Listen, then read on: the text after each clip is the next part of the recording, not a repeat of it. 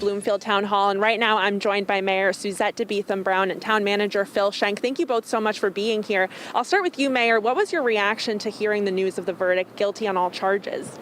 So to be honest with you, I'm still processing it, right? Because you want justice to be served, but you're never quite sure how this is going to work out. I am so elated that justice was served. I'm so elated that we have finally understood that bad behavior needs to be punished. It's a turning corner for all the bad cops. Once again, I believe in the police department. I believe in the police force. There are some bad apples, and those bad apples need to be punished. And today was the first start of that. Yeah, you say first start. Where do we go from here in your mind, and what's next? I think it's important that we continue to have conversations.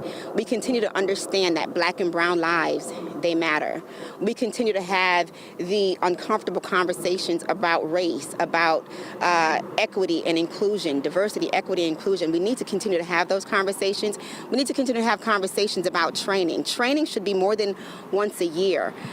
Diversity training needs to happen continuously on the police force. We need to get back to community policing, where the community trusts their police officers, because we want to make sure that we're protecting them and that they're protecting us.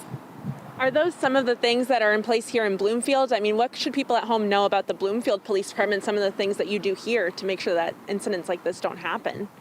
Well, we have a constant review of training and sensitivity concerns with our police department.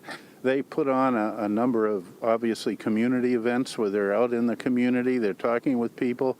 We have West Indian Days here, and they're involved with that. We have the Memorial Day Parade. There's a bunch of different things where we interact with the community, school resource officers, and so forth. One thing we are trying this coming year that's going to be a little different is that we do have money in the budget for this coming fiscal year to have a social worker support system in place at the police department, because very often the police are running into issues of domestic nature, youth, family problems, and so forth.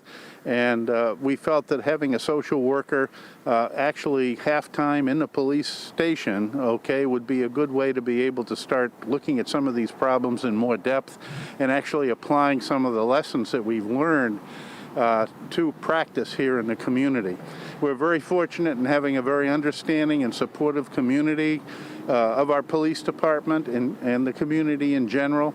I think there's a great deal of trust in our police department and the town and the mayor and the council in terms of how we're managing the community.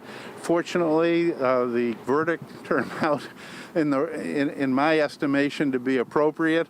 And, we're all looking to support the systems of justice that we have in this country and in Bloomfield, too, and in the state of Connecticut. So. Thank you, Phil Schenk and Suzette DeBeatham-BROWN. Thank you guys so much for your time. And I do want to just point out that even though this happened in Minneapolis, we saw how it affected communities here in Connecticut. We're standing right now on a Black Lives Matter mural that's in front of Bloomfield Town Hall. So this certainly reaches the communities here in Connecticut as well. We'll send it back to you.